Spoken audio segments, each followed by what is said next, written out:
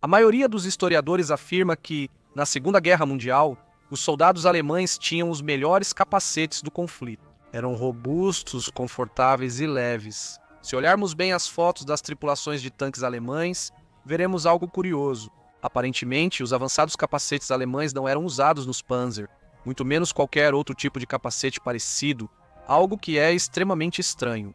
Outras nações, como os Estados Unidos, o Reino Unido e a União Soviética, incentivavam suas tripulações de tanques a usar capacetes especiais para seus tanques.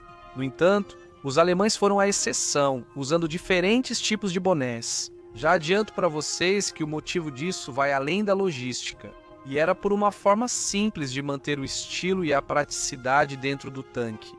Bom, para falar sobre isso, precisamos falar um pouco da história do uniforme regulamentar dos tripulantes de tanque alemães. Para descobrir essa estranha particularidade, acomode-se e seja bem-vindo ao Guns Club. Por que usar capacete dentro de um tanque? Será que é mesmo necessário proteção contra estilhaços dentro de uma caixa de aço de 40 toneladas? Na verdade, não.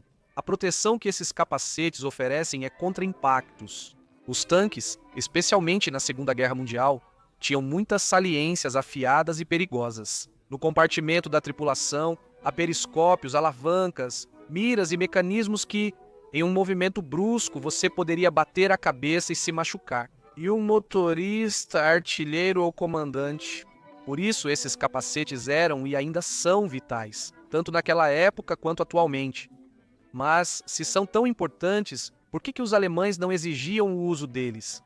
Segundo vi na internet, há quem acredite que alemães não usavam capacetes em tanques, porque achavam que os soviéticos tinham estradas tão boas quanto as deles. A resposta vai além disso, como sempre mostramos neste canal. Para descobrir o motivo, precisamos revisar o que os tanquistas alemães usavam antes e durante o conflito. Com a chegada do Terceiro Reich ao poder, a Alemanha iniciou o rearmamento, criando novos blindados, começando pelos Panzerkampfwagen 1 e 2. Esses eram basicamente tanquetas, sendo muito pequenos e complicados. Com esses tanques, os alemães perceberam a necessidade de proteger a cabeça das tripulações dentro dos tanques. E assim nasceu esse gorro, o Schutzmütze, também conhecido como boina, que à primeira vista era apenas uma boina preta, mas escondia uma proteção para a cabeça bastante robusta.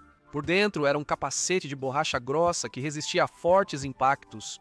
Além disso, tinha, é claro, algumas áreas acolchoadas e de couro para o conforto do usuário. Por fora, todo esse conjunto era revestido por uma lã preta muito elegante. Seu objetivo: proteger a cabeça do usuário sem perder o estilo do uniforme de oficial alemão. Essas boinas foram usadas nos Panzer 1, 2 e 2-1, mas quase ninguém se lembra delas. E isso aconteceu porque, quando começou a invasão da Polônia, perceberam um grave problema na Blitzkrieg. A comunicação era vital e as operações eram realizadas com um alto grau de coordenação. Por isso, o comandante sempre precisava estar com seus fones de ouvido para enviar e receber ordens. O Schutzmütze era grande demais para usar com fones de ouvido. Era um boné bastante robusto, por isso não podia ser deformado para se adaptar ao tamanho do fone de ouvido. Os fones de ouvido alemães eram grandes e incompatíveis com chapéus. Como curiosidade, se você se pergunta como os tripulantes de tanque conseguiam se comunicar com tanto barulho dentro e durante combates, bem, eles conseguiam, graças a este aparelho especial, um laringofone, que detectava as vibrações das cordas vocais e as convertia em som. Se não há microfones, não há ruído.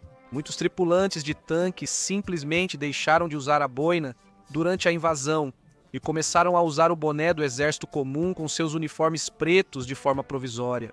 Devido a tudo isso, foi necessária uma mudança em 1940. O uso do Schutzmütze e de bonés não especializados foi proibido para as divisões Panzer. Assim, passaram a ser usados dois modelos diferentes de acordo com sua preferência ou posição: as icônicas Panzerfeldmütze, ou literalmente boné de campo Panzer. Para quem não era oficial ou oficiais que preferiam conforto no tanque, ou os Schirmütze, para aqueles oficiais e suboficiais que gostavam de manter o estilo e a elegância dentro do campo de batalha. Ambos caps estavam otimizados para o uso de fones de ouvido. Finalmente, em 1943, foi introduzido o Cap Panzer definitivo, o Einheimsfeld-Mutz M40, e 3 o modelo mais utilizado em todo o conflito. Mas todos esses caps definitivamente não eram imunes a impactos, eram apenas de tecido. E foi assim que eles resolveram o problema dos impactos na cabeça dentro dos tanques de uma forma muito simples. Os alemães determinaram as áreas onde era comum bater a cabeça e as acolchoaram. Assim, minimizaram os danos causados por impactos na cabeça. E os fones de ouvido podiam ser usados com qualquer tipo de boné, mantendo o estilo do uniforme intacto. Isso último era extremamente importante para os alemães. Os soviéticos encontraram uma solução mais avançada. Como mencionado antes, usavam o TSH, 4 capacete padrão dos tripulantes de tanque. Essas pequenas mudanças foram usadas desde 1931 até os dias atuais. Era acolchoado e protegia totalmente contra impactos, mas quase nada contra estilhaços. E para os fones de ouvido, este tinha cavidades especiais e fones ergonômicos para serem usados junto com o capacete. Os americanos chegaram a uma solução semelhante. Eles tinham o capacete de tanque M1938, um capacete que oferecia proteção contra impactos e também tinha um suporte para fones de ouvido. Talvez fosse uma solução menos avançada que a soviética, mas ainda assim muito eficaz. Além disso, ao sair do tanque, era possível colocar o capacete M1 sobre o de tanque, o que era muito engenhoso. Quando os alemães trocaram tanques pequenos, como os primeiros Panzer, por modelos maiores como Tiger I-II e Panzer V Panther, não era mais preciso tanto cuidado com a cabeça dos tripulantes de tanque. Mas tudo isso levanta outra questão. Por que os alemães nunca fizeram capacetes com fones de ouvido integrados como os soviéticos e os americanos? Simples. A indústria de tanques alemã era muito mais jovem do que a de todas as potências mundiais. Antes da Segunda Guerra Mundial, o desenvolvimento praticamente começou com a chegada do Terceiro Reich. Inventaram comunicações entre tanques. Os soviéticos ainda não usavam capacetes dentro dos tanques, e quando esses capacetes foram desenvolvidos, tiveram que ser adaptados para o uso de fones de ouvido. Com os alemães foi o contrário.